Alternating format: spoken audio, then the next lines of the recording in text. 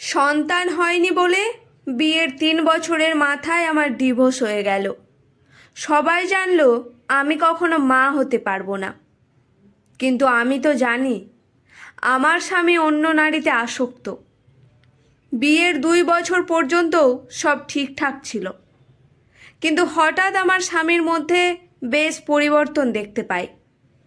অহেতুক ঝগড়া বাঁধানো, সব কিছুতে বিরক্তি প্রকাশ।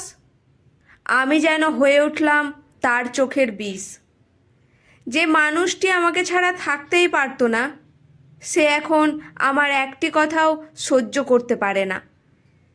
তার অবহেলা, অযত্ন, মানসিক আঘাত সহ্য করতে করতে ক্রমশ আমি যেন অস্থির হয়ে উঠলাম। আমি বুঝতেই পারছিলাম না আমার ভুলটা কী। তাকে যত জিজ্ঞেস করি তত বিশ্রী গলায় চিৎকার করে। একটা সময় পর গায়ে হাত তোলাও শুরু করলো। মনের দিক থেকে একটুও শান্তি পাচ্ছিলাম না। অবশেষে কয়েক মাস পর জানতে পারি তার প্রাক্তন ফিরে এসেছে। জগতের সব কিছু আমার কেমন এলোমেলো হয়ে গেল। আমি আমার স্বামী এবং তার প্রাক্তনের একসাথে তোলা ছবিগুলো যখন দেখলাম, তখন নিজেকে কেমন অসাড় লাগছিল। জীবনে কোনোদিন কখনো কোনো ছেলের সংস্পর্শে না আসা আমার কপালে এমন একজন জুটল। আমার জন্য ছিল এটি পাহাড় সমান বোঝা। ভাগ্যের প্রতি দোষারোপ করতে করতে হাঁপিয়ে উঠেছি। এ কেমন পরীক্ষা! আমার বাবা মা দুজনেই দেখতে খুব ফর্সা, তাই আমিও তাদের সমস্ত সৌন্দর্য নিয়ে পৃথিবীতে এসেছিলাম। ছোটবেলা থেকে সবাই বলতো, তোর কপাল অনেক বড় হবে রে।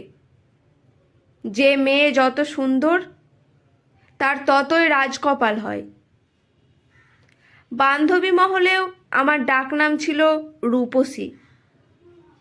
আমাকে দেখে সবাই আফসোস করত, কিন্তু আমার নিজের কাছে কখনো এটা বড় বলে মনে হয়নি। পাড়াপড়শির ঈর্ষার পাত্রী ছিলাম। কত আত্মীয় স্বজন আফসোস করত আমায় এক পলক দেখে। আজ আমি নিজেই আফসোস করছি নিজের জন্য। মানুষটাকে ধরে রাখতে পারিনি। আমার কান্না তার হৃদয় স্পর্শ করেনি। আমার ব্যাকুলতা, ভালোবাসা তাকে আটকাতে পারেনি। আমার যন্ত্রণা তাকে বিগলিত করেনি। ডিভোর্স পেপারে সাইন করতে চাইনি। তখনও চিৎকার করে কেঁদেছিলাম। অসহায়ের মতো ছটপট করেছিলাম। মা কাঁদতে কাঁদতে বলেছিলেন, ছেড়ে দে, মুক্তি দে। সৌন্দর্য থাকলেই কেবল সুখ এসে ধরা দেয় না। ওরা আমার থেকে জোর করে সিগনেচার নিয়ে নিল। এরপরের জীবন আরও বীভৎস হয়ে উঠল। প্রথম মানুষ, প্রথম ভালোবাসা, প্রথম স্পর্শ, এগুলো ভুলে যাওয়া অসহনীয় যন্ত্রণাদায়ক। আমি সবখানে তাকে অনুভব করতে লাগলাম। একটু স্বস্তির ঘুম হয়নি কতদিন। ঘুমালে তার চেহারা ভেসে উঠত। তার সাথে কাটানো মুহূর্তগুলো বড্ড কষ্ট দিত। মানুষটা এখন আমার জন্য পরপুরুষ, কিন্তু তবুও যে ভুলতেই পারলাম না। নিজেকে ঘৃণা করতে শুরু করলাম। নিজেকে হীন, জঘন্য মনে হতো। আমি যেন সবখানে তার উপস্থিতি টের পাই। আয়নার সামনে দাঁড়ালে মনে হতো আমার দেহে কলুষতা লেপ্টে আছে। একদিন রাগে, দুঃখে, ঘৃণায় আয়নাটা ভেঙে দিলাম। ভাঙা কাচের টুকরোতে হাত দিয়ে তা বুলাতে লাগলাম সর্বাঙ্গে। আমি কিভাবে ভুলব? সেবার হসপিটালে নেওয়ার পর বেঁচে গেলাম। এরপর একদিন গায়ে কেরোসিন ঢেলেও নিজেকে শেষ করতে চেয়েছি। তখনও বেঁচে গেছি। আমি নিজেকে সহ্য করতে পারি না, মেনে নিতে পারি না। তাকে আমি চাই না। শুধু আমার আগের জীবন ফিরে পেতে চাই। তার স্মৃতিগুলো নিয়ে বাঁচতে পারবো না। নিজের হাতটি দেখলেও যেন তাকে দেখতে পাই। নিজেকে ঘৃণা করতে করতে নিঃশেষ হয়ে গেছি। বান্ধবীরা খুব আক্ষেপ করে বলতো, তোর মতো সুন্দরীর সাথেই যখন এরকমটা হলো, আমরা কি করব বল? তোর ঘটনার পর আমাদের আতঙ্ক বাড়ছে। তাদের কথাগুলো আমার হৃদয়ে বিঁধত। প্রতিবেশীরাও আফসোসের সুরে কত টিপ্পিনি কাটত। একদলের ভাষ্যমতে সুন্দরী হয়েও নিজের স্বামীকে আটকাতে পারলাম না। এটা আমারই দোষ। ধীরে ধীরে আমি হয়ে উঠলাম মানসিক রোগী। ডাক্তার বেঁধে দিল একগাদা ঘুমের ওষুধ। তবুও ঘুমের মধ্যে তাকে দেখতে পাই। আমার আত্মচিৎকারে ছুটে আসতো সবাই। একটা সময় পর আমার শত্রুরাও দুঃখ প্রকাশ করতে লাগলো। আমি চিৎকার করে কাঁদতাম। নিজের চুল নিজেই ছিঁড়ে ফেলতাম। কোনো মহিলা আমায় দেখতে এলে তার গলা ধরে আকুল স্বরে কান্না করতাম। আমার ভেঙে যাওয়াটা ছিল দুঃস্বপ্নের মতন। আমি দুর্বল মনের দুর্বল মানুষ, উঠে দাঁড়াতে পারিনি। শত্রুরাও নিজের চোখ মুছে আমায় বুঝাতো, কিন্তু আমি কি করব? আমার অস্তিত্বে জুড়ে থাকা তার স্মৃতিগুলো কিভাবে মুছব? এত চিহ্ন, এত বিষাদ, এ যেন নরকের চিত্র। এর মধ্যে আরেকটি দুর্ঘটনা ঘটে গেল। আমার বাবা হঠাৎ দ্বিতীয় বিয়ে করে নিলেন। এরপর আমার একমাত্র ভাই রাগ করে বাড়ি থেকে চলে যায়। সে আর ফিরে আসেনি, কোনো খবর নেয়নি। আমি আর আমার মা কয়েকদিন সৎ মায়ের যন্ত্রণা সহ্য করলাম। তারপর একদিন বাবা মাকে মুক্তি দিয়ে দিলেন। মুহূর্তের মধ্যে সব শেষ হয়ে গেল। মামারা এসে মাকে নিতে চাইলেন। মা বললেন যেন তার সাথে যায়। এদিকে বাবা জানালেন, মায়ের সাথে গেলে আমার সাথেও সারা জীবনের জন্য সম্পর্ক ছিন্ন করে দেবেন। মামারা বাবার ওপর যথেষ্ট ক্ষিপ্ত ছিলেন।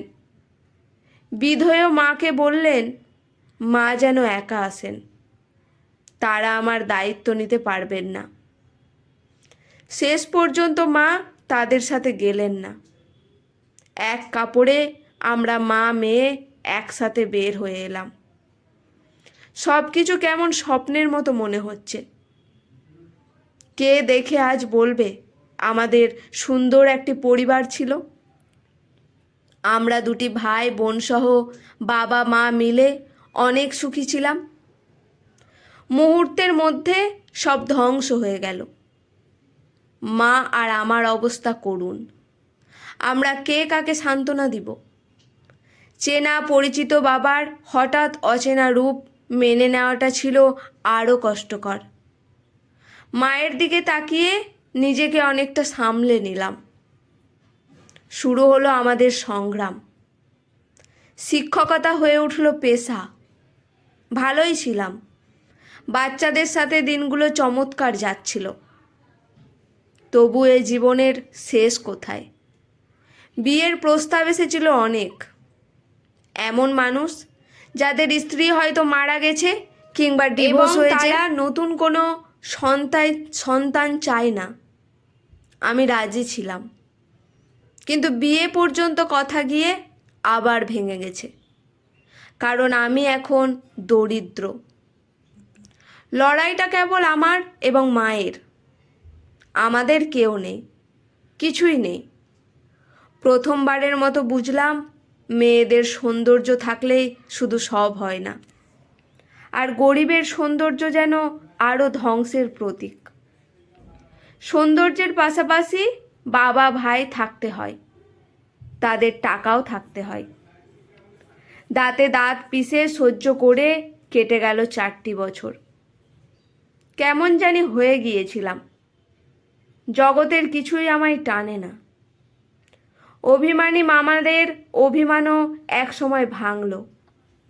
আত্মীয়রাও বিভিন্নভাবে সাহায্য করতে লাগলো, কিন্তু আমার মাথায় যে মৃত্যু ছাড়া আর কিছুই ঘুরে না। এ ক্লান্ত জীবনের সমাপ্তি কোথায়? আমার যে দম বন্ধ হয়ে গেছে। পৃথিবীর কোলাহল আর ভালো লাগে না। মাকে ছেড়ে যাওয়ার কথা ভাবতেও কেমন স্বার্থপরের মতো লাগছে। তবুও আমাকে যেতে হবে, হাঁটতে হবে অনেক দূরের পথ। সমস্ত বিষণ্ণতা, আক্ষেপ এবং যন্ত্রণার অবসান ঘটিয়ে 25 বছর বয়সে গত বছর এই নারী মারা যান। খুব সাধারণ একটি মৃত্যু হয়েছিল। ওনার মা পাথরের মতো স্থির হয়ে বসেছিলেন। জীবনে আর কখনো মুখ দেখবেন না বলা বাবাও এসেছিলেন। দরজার সামনে দাঁড়িয়েছিলেন ভাইটিও, কিন্তু ওনার মা তাদেরকে মুখটি দেখতে দেননি। বাধ্য হয়ে ফিরে যেতে হয়েছিল দরজার সামনে থেকে। বাবা তার মেয়ের শেষ বিদায়টুকুও দিতে পারেননি। অভিমানী ভাইটিও তার আদরের বোনকে বিদায় জানাতে পারেনি। সবাই অনুতপ্ত হয়েছিল, নিজেদেরকে অভিশপ্ত করেছিল, কিন্তু কোনো কিছুই যে আর বদলাবে না। ওনার মা এখন নিজের ভাইদের কাছে আছেন। তিনি নিজেও এখন মানসিক রোগী। চিৎকার করে কেঁদে ওঠে মেয়ের কাছে চলে যাওয়ার প্রার্থনা করেন। তার কান্নায় ভারী হয়ে ওঠে পৃথিবী। আত্মীয় স্বজন এবং প্রতিবেশীরা নিজেদের চোখ মুছে। তারাও হয়তো ভাবেনি এমনটা হবে। যে মেয়ে দেখতে ছিল পরীর মতো সুন্দর, আচরণ, ব্যবহার, নৈতিকতা ধরে রেখেছিল আষ্টে পৃষ্ঠে, তার জীবনে এমন হবে কে জানত? কেই বা বুঝেছিল এত সৌন্দর্যের অধিকারিণী হয়েও চলে যেতে হবে এভাবে চিরদুঃখী হয়ে। ভাগ্যের প্রতি একরাশ অভিমান অভিযোগ রেখে চোখ বন্ধ করে নিল চিরদিনের মতন। পৃথিবী আগের মতোই। এ পৃথিবী কারোর জন্য আটকায় না, আটকে থাকে কেবল প্রতারিত হওয়া মানুষদের জীবন। না পায় বেঁচে থাকার আশ্বাস, আর না আসে তাদের সুন্দর একটি মৃত্যু, যে মৃত্যু মুক্তি দিবে তাদের সমস্ত যন্ত্রণা থেকে, অবসান ঘটাবে জগতের সমস্ত বিস্তৃতা। আজকের গল্পটি এখানেই সমাপ্ত। গল্পটি কেমন লাগলো অবশ্যই কমেন্ট করে জানাবেন। গল্পটি শুনে ভালো লেগে থাকলে, মন ছুঁয়ে গেলে চ্যানেলটি সাবস্ক্রাইব করে লাইক করে পাশে থাকবেন। ধন্যবাদ।